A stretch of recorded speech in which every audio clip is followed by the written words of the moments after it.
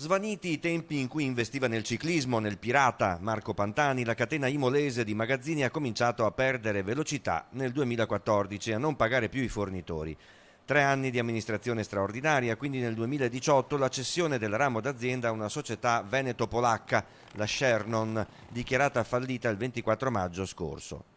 Di mezzo i 150 lavoratori delle 4 sedi di Legnago, Verona, Carré, Vicenza, Occhiobello di Rovigo e Noventa Padovana, avvisati di notte con un messaggio WhatsApp della chiusura dei negozi.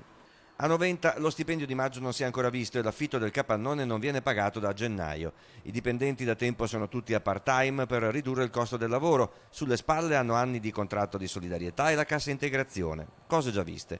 Ora l'azienda verrà presa in mano da nuovi commissari, in accordo col Ministero Sviluppo Economico. C'è nuova speranza per i lavoratori e con i nuovi commissari la richiesta al Mise della cassa integrazione perché c'è bisogno di dare un ammortizzatore sociale ai lavoratori. Perciò tutto è in divenire nei prossimi giorni, nelle prossime ore. Una cordata di debitori di Mercatone 1 sarebbe disponibile a rilanciare l'azienda. Le alternative sarebbero la gestione diretta da parte degli amministratori delegati dal Ministero oppure il fallimento.